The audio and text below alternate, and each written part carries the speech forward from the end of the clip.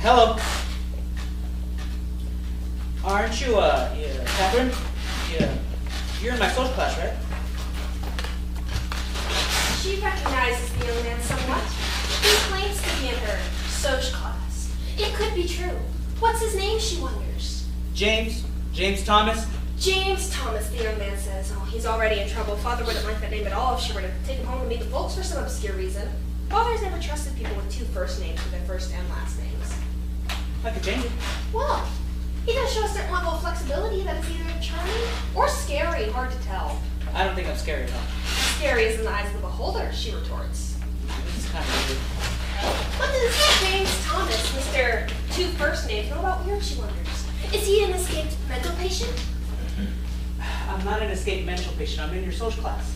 Attending a college sociology class is certainly no proof of sanity. Besides, he has only claimed to be in the class. To this point, however, he has offered no firm evidence.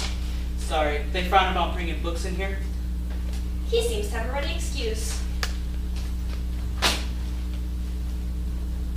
Here's my student ID. Good enough? His proof consists of an ID card that could be new, old, possibly faked. Though it does at least have his photo on it, which is helpful yet inconclusive. Is he or is he not a fellow student, she wonders? Or is that just a diversion so he can come on to her? Come on, me. I just sat down and tried to be friendly. He seems self-defensive when confronted with his questionable actions. Questionable? I just sat down and tried to say hello. That's questionable? One wonders what lurks in this young man's past that makes him so sensitive to perceived criticism. Is it something hopelessly genetic? Or were his parents some kind of monsters? Or perhaps he was an orphan with no parental guidance at all. Yes, that constant debate of nature versus nurture rears its ugly head once more in this coffee shop confrontation.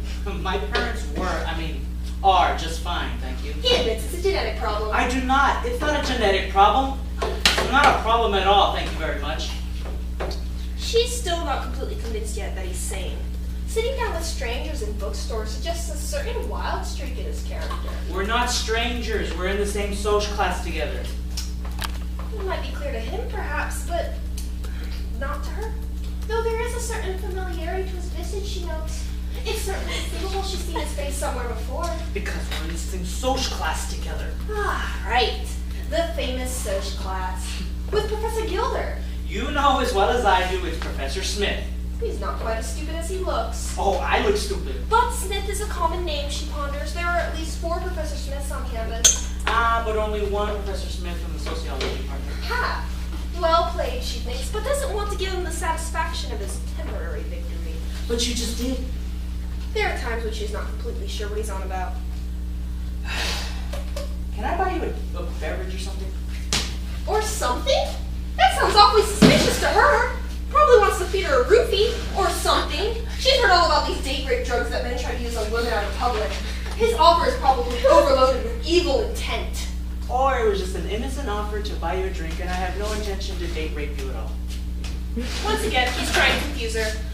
Of course, she is deeply attractive and incredibly desirable, so it's totally possible that he'd be trying to slip her a Mickey, which is an expression she picked up from some really old movie on Netflix.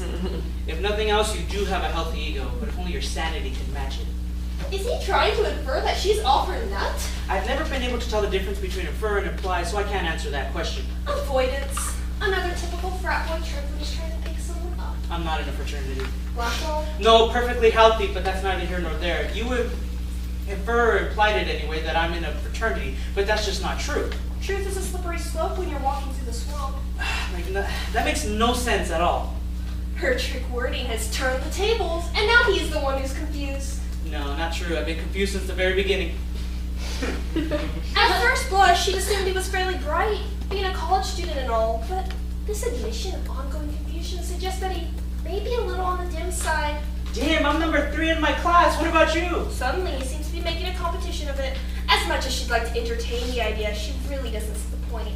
Like life itself, there doesn't seem to be any point. I thought we might have a normal chat, but that has no chance of happening. Apparently, the dim young man also thinks of himself as a psychic. Not at all. I'm just pointing to all the evidence of an unlikelihood of a sane chat. She she begins to think that he might be a worthy adversary. Adversary? I'm not gonna fight with you whether I can buy you a drink or not. This might be a good place to queue up Love is a Battlefield for background music. Love? Lord above. Oh, now he's trying to be cute. Actually, it is kind of cute, one musical cultural reference following another. And he's not that bad looking either. Do you keep any of your thoughts to yourself, or is it all just in the public domain? Why would she have anything to hide? And why would he think she did? I'm starting not to think about you anything at all. To Catherine, this does not bode well for a long-term relationship. We'll be lucky if this lasts another 5 minutes. He seems to be the type who gives up easily. I've hiked the entire Apache Trail, built 2 habitat houses with just 2 other people, and finished a Rubik's Cube in under 10 years. I'm no quitter. Oh my god. Ego alert, ego alert. Not at all. I'm just trying to prove my point and deny yours. Whatever the classes you might be taking, debate is clearly not one of them. But I could postulate that you're taking abnormal psychology, or better yet, you're a case study for the class. That's probably it. Or maybe she just doesn't know how to talk to somebody other than through Facebook. Ha! Victory is mine.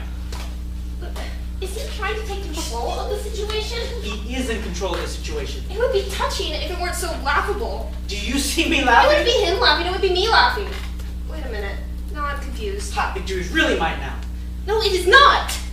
Oh, wait, maybe he's right. No, that just can't be. I'm always in control. Maybe that's your problem. Problem? Is he suggesting I have some kind of problem? I am suggesting you have a problem for sure. Insulted deeply, she invites him to leave her table, as drinkless and as alone as he was when he arrived in this social environment. Well, you can ask me to leave the table, but you can't ask me to leave the cafe. So I'll leave it to whatever it is you're doing when I got here. She thinks this is the best idea he's had all day, perhaps all year. It's been delightful not talking to you. He tries to leave on a high point. And does so. Successfully!